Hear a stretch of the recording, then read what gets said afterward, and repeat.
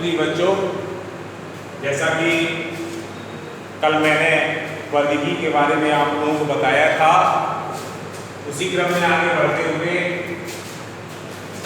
Herbarium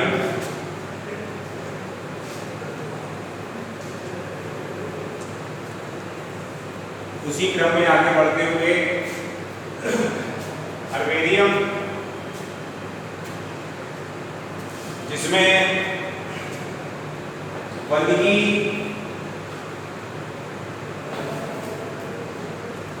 अध्ययन के लिए तत्काल संदर्भ तत्व उपलब्ध कराता है और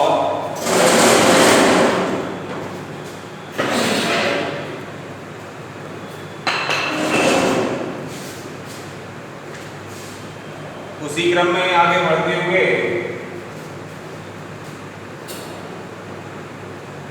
ये वही स्थान है जहां पर पौधों की विभिन्न तकनीकियों द्वारा संरक्षित प्रिजर्व किया जाता है और हर्बेरियम बनाने के लिए पौधे एकत्रित कर लिए जाते हैं तथा उनके नमूनों को यानी हम कह सकते हैं स्पेसीमेन नमूनों को कागज की शीट या सूखता कागज भी हो सकता है पर सुखाकर तथा दबाकर परिलक्षित करते हैं।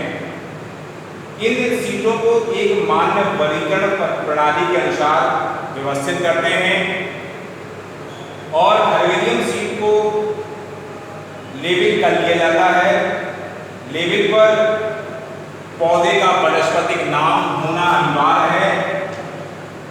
पौधे का वानस्पतिक नाम कह सकते हैं, बॉटेनिकल नेम, उस पौधे का जो पौधे का कलेक्शन किया है स्पेसिमेन के रूप में,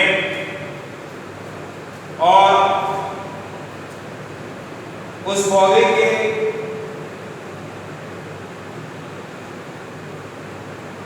वानस्पतिक नाम, उसका स्थानीय नाम, जगह, समय, लक्षण एवं संचयकर्ता का नाम लिखा होना चाहिए। किस व्यक्ति के द्वारा संचय किया गया, संचयकर्ता का नाम लिखा होना चाहिए और ये नमूने सूचना सहित भविष्य में अध्ययन के लिए वनस्पतिक संग्रहालय में सुरक्षित रखे जाते हैं और विश्व में 18वीं शताब्दी से आज तक अनेक हर्बेरियम स्थापित हो चुके हैं, जिनमें से प्रमुख हैं, नंबर 1 आता है रॉयल बॉटेनिकल गार्डन इंग्लैंड। पहला आता है रॉयल बॉटेनिकल गार्डन इंग्लैंड। ये सभी प्रकार के बॉटेनिकल गार्डन हैं और दूसरे नंबर पर royal botanical garden Edinburgh, US national herbarium Washington DC, herbarium of forest research institute Dehradun, Madras herbarium Coimbatore,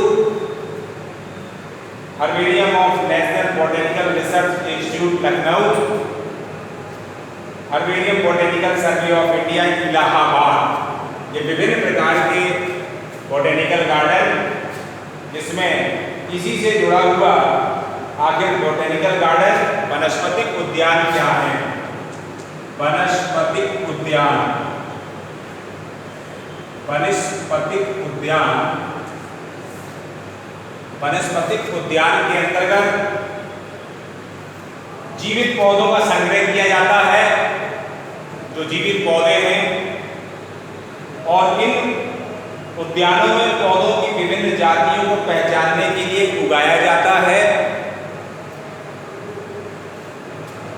और प्रत्येक पौधे पर उनका वास्तविक नाम, बॉटेनिकल नेम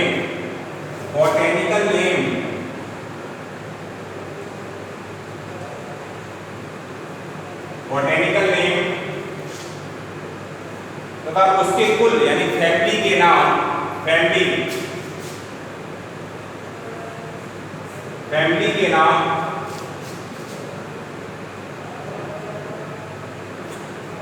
का लेबल लगा रहता है और ये उद्यान जीवित पौधों के संरक्षण में महत्वपूर्ण भूमिका निभाते हैं।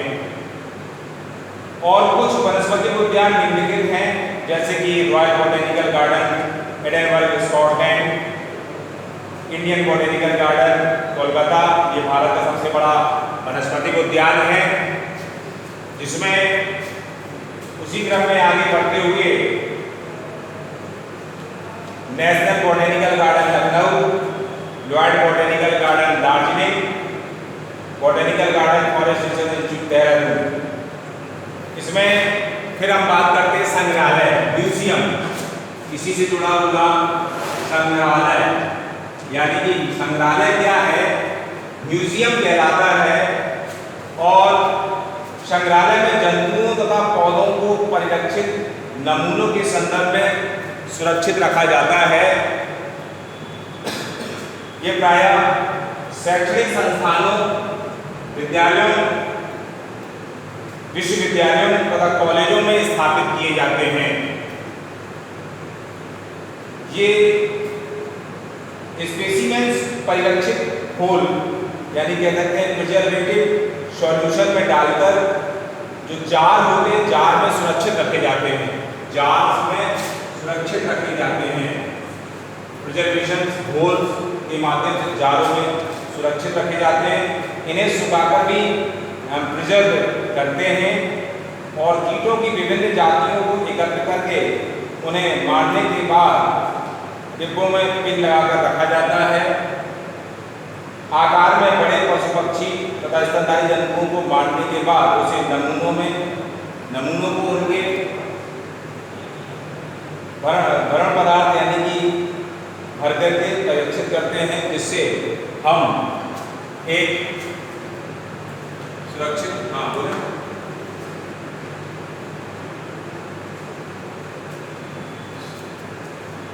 सुरक्षित करते हैं। म्यूजियम में प्रायः पशु पक्षियों के कंकाल को भी संग्रह करके परिरक्षित करते हैं और परिरक्षित घोल के रूप में मुख्यतः हम फॉर्मेलिन का प्रयोग करते हैं।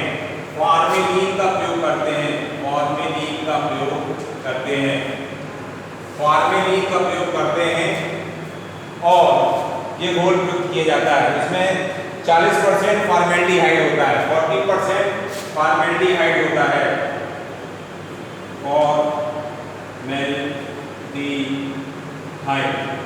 फॉर्मेल्डिहाइड 40% होता है, जिसे फॉर्मेलिन के नाम से हम जानते हैं। और उसी प्रकार जू और जूलॉजिकल पार्क के बारे में चिड़ियाघर, जू और जूलॉजिकल गार्डन, जू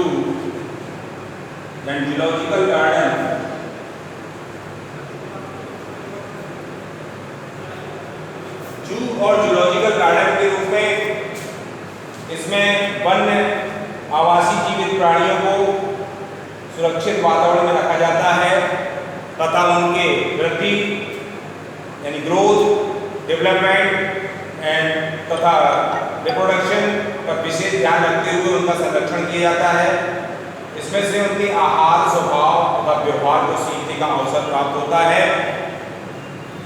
चिड़ियाघर में सभी वन्य जीवों को जहां तक संभव हो सकता है उन्हें प्राकृतिक आवासों वाली परिस्थितियों में रखने का प्रयास किया जाता है। और भारत में लगभग 200 चिड़ियाघर एवं जंतु पार्क हैं जो भारत सरकार के द्वारा संरक्षित हैं।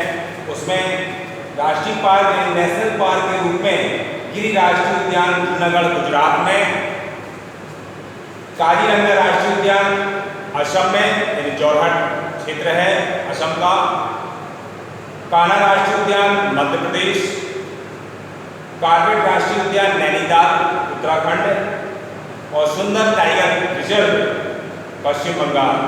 उसी से जुड़ा हुआ सेंचुरी यानी जंतु विहार है। ये तो ऊपर राष्ट्रीय पार्क है, नेशनल पार्क। जंतु विहार में घना पक्षी विहार भरतपुर राजस्थान, चिल्का झील जंतु विहार बालूगांव उड़ीसा, अन्नामलाई जंतु विहार कोयम्बटूर तमिलनाडु। ये अधिकतर परीक्षाओं में पूछे जाते हैं क्वेश्चंस कि जंतु विहार, राष्ट्रीय पार्क। इसके बाद हम आगे बढ़ते हैं कि टैक्सोनॉमी की यानी वर्ग की कुंजी क्या है। वर्ग की कुंजी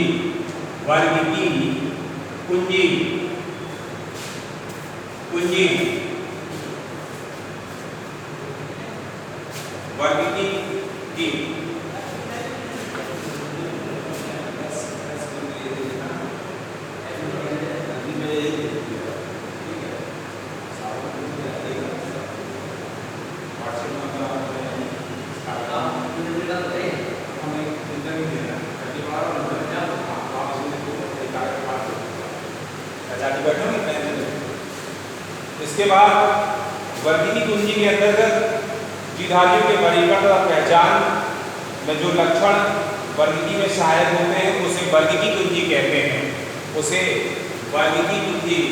कहते हैं। और ये अज्ञात जीवधारियों की पहचान की सहायक होती है, जो तुलनात्मक लक्षणों पर आधारित होती है। ये वर्गीकी कुंजी पौधों तथा जंतुओं को पहचानने के साथ साथ उनकी वर्गीकी स्थिति याद करने में सहायक होती है। और ये वर्गीकी साधन सामग्री में कुछ समानताओं असमानताओं के आधार पर पौधों एवं प्राणियों की पहचान के लिए किया जाता है। ये कुंजी सामान्यतः दो विपरीत लक्षणों पर आधारित होती है। ये विपरीत लक्षण युग्मक में होते हैं, जिन्हें युग्मिक कहते हैं, और विपरीत लक्षणों में से अज्ञात जीवधारियों के लक्षणों से मिलता जुलता होता है, उसी के आधार पर उसकी पहचान की जाती है। वर्गीकी संवर्ग के प्रत्येक टैक्सॉन जैसे गण, कुल, वंश और जाति के लिए अलग अलग कुंजियों का उपयोग किया जाता है। ये जीव जगत की बात थी।